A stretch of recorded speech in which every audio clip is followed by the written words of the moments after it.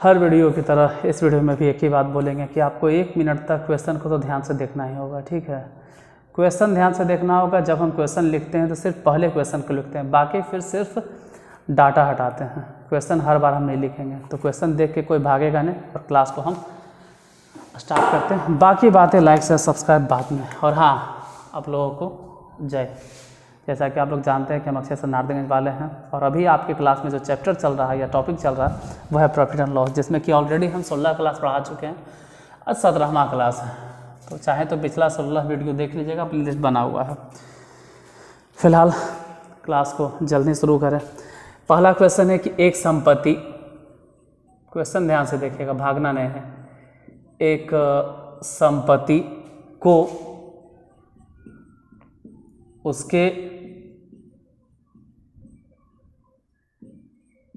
3/5 पर खरीदा गया और उसे उधर लिखें 5%, पता नहीं दिखाई देगा कि नहीं, 5% अधिक पर, चलो दिख रहा है, 5% अधिक पर 5% अधिक पर बेचा गया, 5% अधिक पर बेचा गया, तो लाभ प्रतिशत ज्ञात करें। जरा ध्यान से देखिएगा क्वेश्चन क्या कह रहा है। क्वेश्चन में दिया गया है कि एक संपत्ति को, जो भी हो संपत्ति, मतलब कोई वस्तु, कोई चीज़, खेत बाड़ी, सामान, जो भी आप समझिए, उस वस्तु को 3/5 पर खरीदा गया। मतलब मान के चलो कि उस वस्तु का दाम है 100 रुपये, सपोज दैट मान लेते हैं, तो उसको खरीदा गया 3/5 पे। यानी कि अगर बात करें कि क्रय मूल्य उसका क्या है, 100 रुपया तो लिखल है, बहुत अच्छा बात है, 100 रुपया लिखल है, लेकिन हम खरीदे कितना, 3/5 में। 100 रुपया लिखल है, 100 रुपया हम कह सकते हैं कि उस पर अंकित है, सपोज दैट मान लेते हैं, कुछ तो मानना पड़ेगा। तो कंपटीशन में आप x मानकर अगर बनाओगे तो अटक जाओगे, x मानिएगा तो आप अटक जाएंगे, इसलिए x नहीं मानिए, तो हम मान के चलते 100, और कितना हम खरीदे 3/5 में। तो देख लेते हैं, 3 से मतलब 5 से वाला गया कैंसिल, अंकित हटाओ,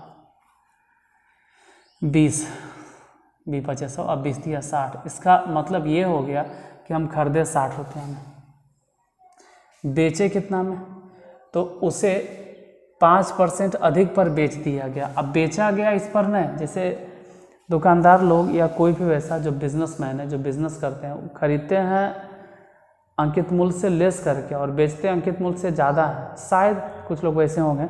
यहाँ पर वही जिक्र कर रहा, हम किसी के ऊपर नहीं बोलना चाहते इस क्वेश्चन में, कि बेच रहा है इस पर नहीं, वो बेच रहा है 100 का। मतलब अगर विक्रय मूल्य की बात करें ना, तो बेचते वक्त ऐसा हुआ कि 100 रुपया लिखल तो है, लेकिन उसका भी 5% ज़्यादा, यानी कि 105% पर वो बेचा। हम चाहें तो डायरेक्ट लिख सकते थे, इसे कैंसिल मतलब 105, लेकिन समझाने के लिए इतना लिखना पड़ा कि 105 रुपये में वो बेचा। अब खरीदा 60 में और 105 में बेचा, तो आप खुद समझ सकते हैं कि उसको हुआ लाभ। कितना लाभ हुआ, तो 45 रुपया के। किस पर हुआ, तो लाभ का कैलकुलेशन जब भी होता है क्रय मूल्य पर गुने में 100%। ई काट दो, 15 तिहाई 45, 15 चक्के 60, 4 से ई काट दो 25, यानी कुल मिला जुला कर उसको लाभ हुआ 15%। कितना प्रतिशत का लाभ हुआ, उसको 15% का लाभ हुआ। नहीं समझे, कोई बात नहीं, 1-2 क्वेश्चन और देखते हैं।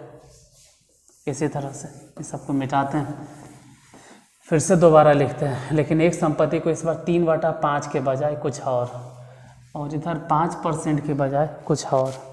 डेटा को चेंज करते हैं और इस बार डेटा चेंज करके बैठा देते हैं कि एक संपत्ति को उसके 2/5 पर खरीदा गया और 4% अधिक पर बेचा गया, तो लाभ प्रतिशत ज्ञात करो। तो इस बार तो और बोलेगी कि टाइम बचाइए, हर बार क्या लिखिएगा उतना एक एक स्टेप, नहीं तो चलो भाई, एक संपत्ति को उसके 2/5 पर खरीदा गया, मतलब अगर क्रय मूल्य लिखें कि क्रय मूल्य कितना होगा, तो मान लेते हैं नहीं कि उसका दाम लिखल होगा 100 रुपया, लेकिन 100 रुपया हम खरीदें नहीं, उसका 2/5 में खरीदें, यानी कि हम खरीदें कितना में, तो खरीदें कितना में ये मालूम करना चाहें तो कट गया 20×25 100 और 20 दूनी 40, यानी हम खरीदे होंगे 40 रुपया में। इतना समझ में आ गया क्रय मूल्य। बेचे कितना में, विक्रय मूल्य क्या है भाई, तो विक्रय मूल्य कह रहा है कि उसे 4% अधिक पर बेचा, तो 100 रुपया अंकित मूल्य है और उसका 4% अगर निकालोगे भी तो डायरेक्ट 4 रुपया निकलेगा। 4% अधिक मतलब 104, तो 104 काहे निकाले, डायरेक्ट आप लिखिए ना कि विक्रय मूल्य 4% अधिक मतलब 104। और फिर भी अगर लगे कि हमको नहीं समझ में आता तो 100 का 4% अधिक कह रहा है तो 104% निकाल लीजिएगा, हम जानते हैं वही आएगा 104, तो ये वाला हो गया विक्रय मूल्य। अब कोई आदमी 40 रुपया में सामान खरीद रहा है, 104 रुपया में बेच रहा है, तो साफ झलक रहा है कि इसको 64 रुपया के लाभ हुआ 64 रुपया के।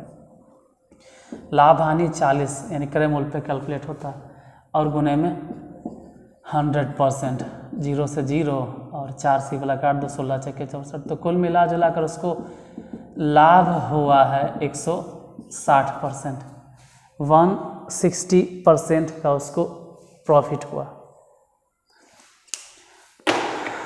एक क्वेश्चन और, ठीक है, एक क्वेश्चन और,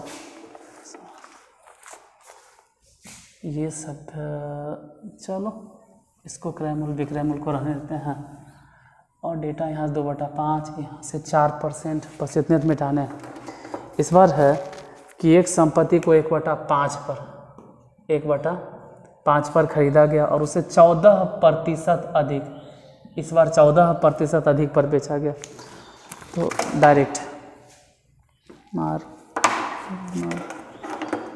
जहाँ तहाँ रखा जाए। देखो मान लो कि 100 रुपया उस पर लिखल होगा और ख़रीदते वक्त 1/5 पर खरीद लिया, यानी खरीदा है वो मात्र 20 रुपया में, क्रय मूल्य हो गया। ये जो 20 रुपया देख रहे हैं खरीदने वाला मूल्य है, बेचा कितना, तो उसे 14% अधिक